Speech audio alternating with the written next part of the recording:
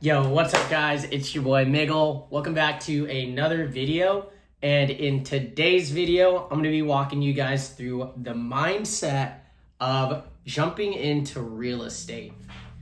In this video, I'm going to be walking you guys through some of the common things that's holding people back from getting started in real estate and what they could do to overcome it and overcome those type of limiting beliefs.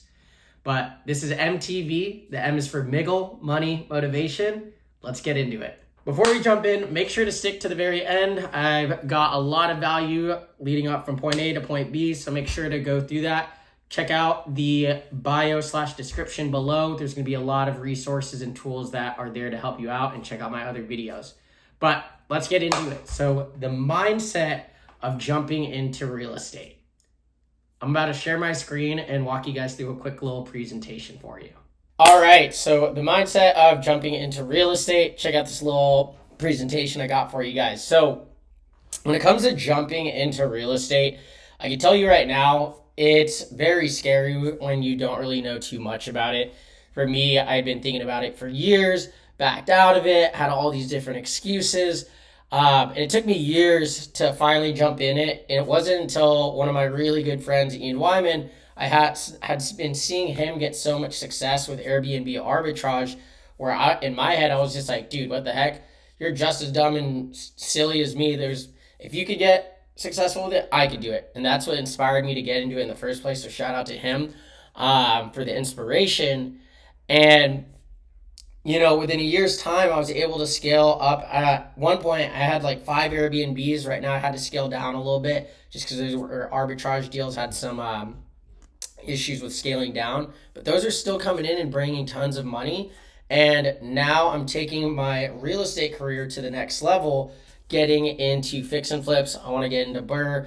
And a big goal of mine is to have a retreat Airbnb event center with a bunch of tiny homes and stuff, and get really creative with that. But in order for me, and if you want to get into real estate as well, in order for us to get into this, we need to address those top limiting beliefs. So when it comes to the mindset of jumping into real estate, the 2 biggest things I hear holding people back and what held me back is 1, the high initial investment, and number 2, oh man, real estate's really risky, I don't want to jump into it. So what I want to do is let's dissect those objections and really analyze it for what it truly means, and not let fear, uncertainty, and doubt be the reason why we can't get into something that we know and have seen it help tons of people. That way, when we're 60 years old or whatever, we're not looking back like, oh crap, could this have worked, and having regrets. So let's dissect this real quick. So let's talk about the high initial investment portion of this. So, boom. So when it comes to high initial investment, right, on average, a home in the U.S. is like $440,000, right? So yes, on paper, that sounds like a lot. When you're purchasing a home, you're not paying the $440 up front. You're just starting out with a down payment and making monthly payments each month to get more equity and more ownership of the house. So just to break this down, the initial investment's honestly not that much, especially you've probably seen this all over TikTok and Instagram. You could get into a house for as little as 3.5% down. That's utilizing FHA.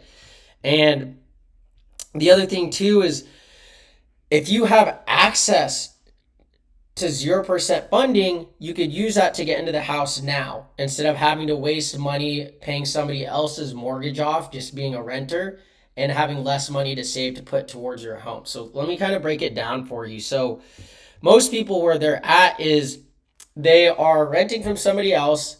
They're spending month after month towards that rent. They don't get any ownership. And the couple $100 or whatever they're able to save each month goes into their savings account for the down payment. And that's just going to take forever, right? Breaking down some data, this is stuff I found all through ChatGPT, but average rent prices in America are a little over $1,700 a month.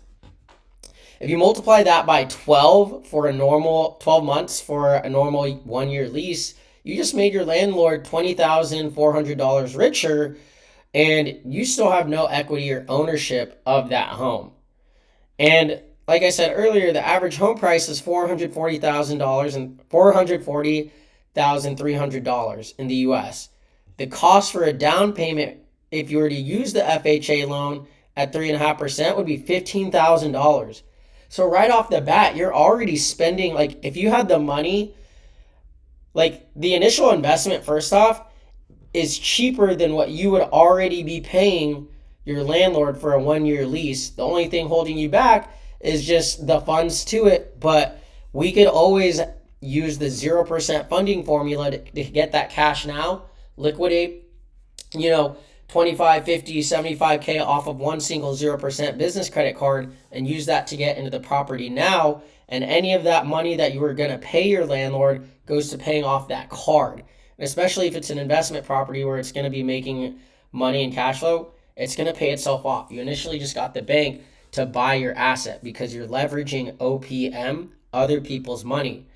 Yeah, and you just literally spent $5,000 more to not own your house.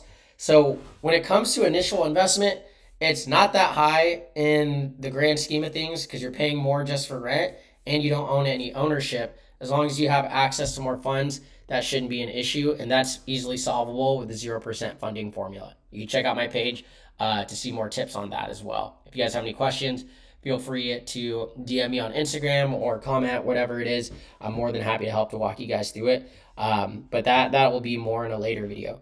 That kind of addresses the whole high initial investment thing. I just simply don't think it's true. Especially when you don't need to save and could get into the property now. And what's also funny too, just kind of riffing off of that thought too, is a lot of people, they're scared of leveraging OPM, other people's money, because they just want to use their own savings. But most people, when they're buying a house, you're leveraging OPM already, and that's at a higher percent. So why would you not be more fearless to invest with OPM that's 0%? Just something to kind of think about, right? It's weird how people look at credit card debt versus like a home loan debt, car debt, or student debt. This is probably the safest way you could do anything is through the 0% funding formula. Now that we crushed that high initial investment BS thing you keep telling yourself, let's get into the risk. So risk. Everything has risk. You having a job is not 100% certain. People get fired all the time and just lose their jobs out of nowhere. So playing the safety game is only going to keep you where you're at. If you like where you're at, then that's fine, but that doesn't mean there's no risk with it. But everything has risk. You just have to be calculated. Obviously, do your due diligence, do your research. I don't know what your market looks like, but if you have enough information there, what houses or homes are supposed to be going for, and you can find a deal, then the bigger the deal, the less risk you have because you have more room to make some money.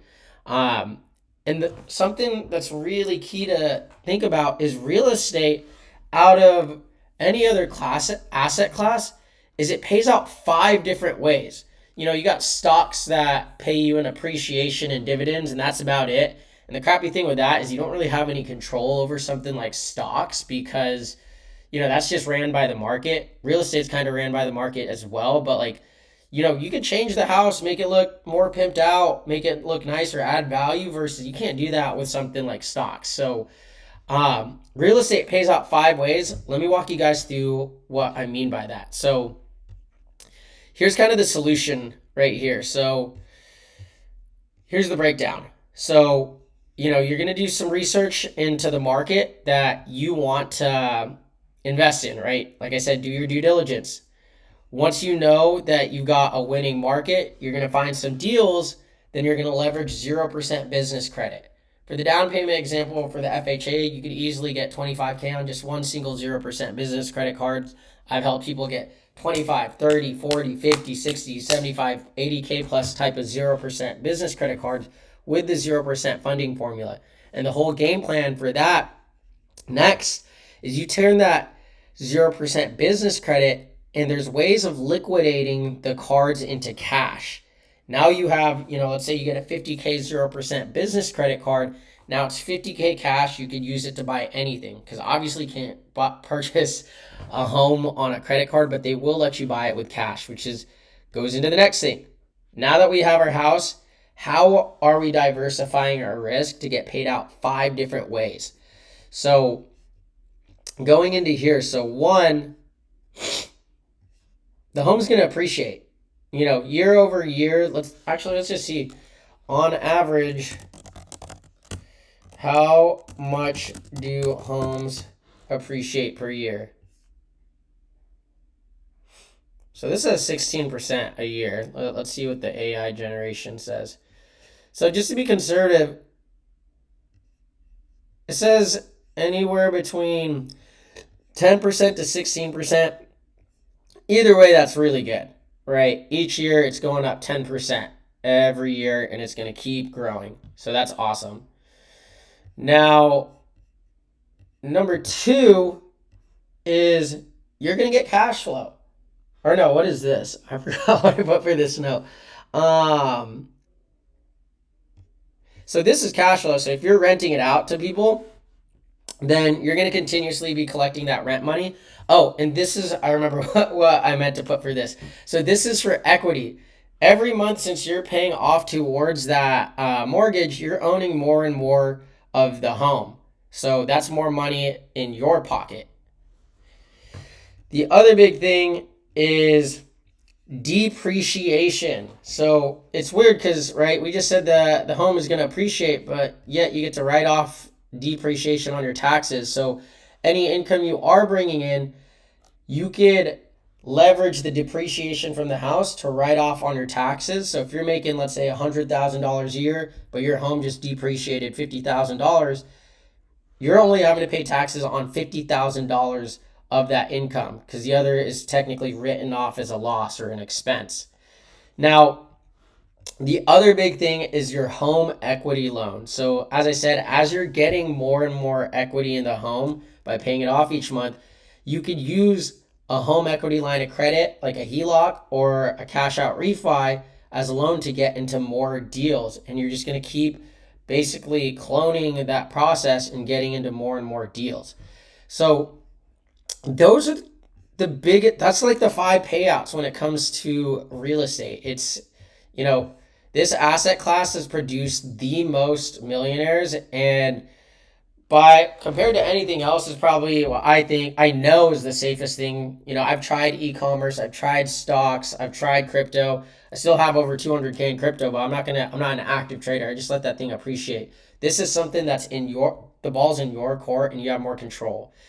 Now, one thing I just thought off the top of my head too. So, when it comes to the limiting beliefs, I guess this kind of goes back into the high initial investment is, oh no, I don't want to have all my money tied up, and spending it on a house. I hear that a lot. Like, putting down a lot of money on the house. It's a lot of money all at once. But something I heard somebody talk on Instagram is when it comes to real estate, you're never really spending money. And let me walk you through what I mean by that. So let's say you put 100K into a home, for example, that money never was technically spent. You're just moving the money somewhere else because that money is now in an asset that I just mentioned pays out 5 different ways right here.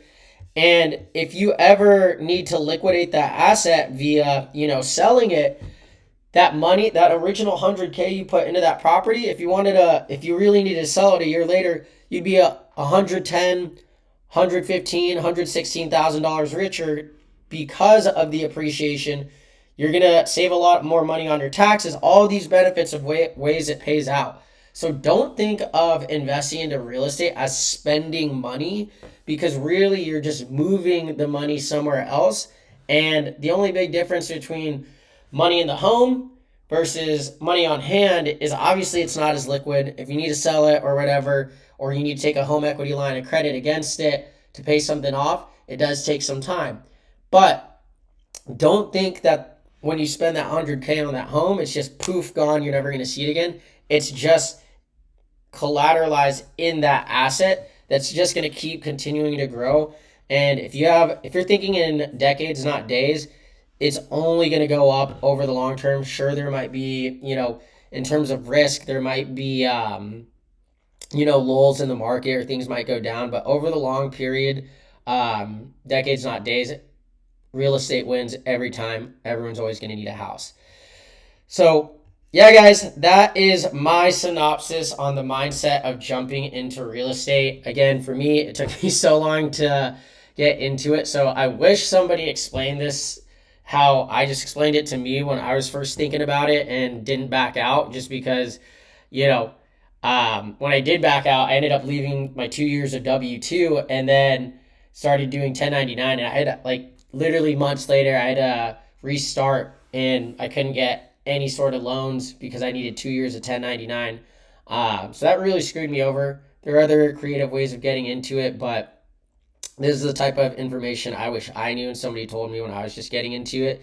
But yeah, guys, hope that was super valuable. I was just kind of riffing on it. If you guys have any questions, like I said, hit me up on Instagram at MotiveMiggle, TikTok MotiveMiggle, on the YouTube, DM me. More than happy to answer any questions. I got some awesome content and videos, exclusive content as well. I could send that to you guys too if you guys DM me directly.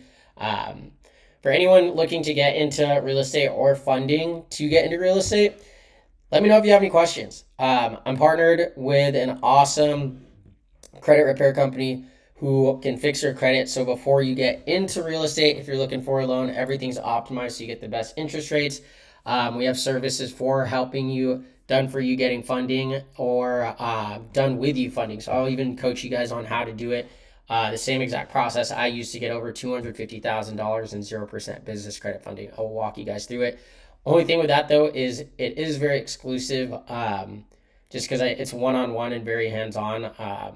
Not everyone qualifies for it, just because if I see somebody who I think is going to be really hard to work with, I don't do that. I don't play that game. I'd rather just send you the done for you route, just because if I'm going to work with somebody on one-on-one and spending time and investing with it, I want to work with somebody who I could see being my friend or in the network. But that's about it, guys. Thank you guys so much. Again, this is MTV. The M is for Miggle, Money, Motivation. Peace out, much love, and I'll see you in the next one.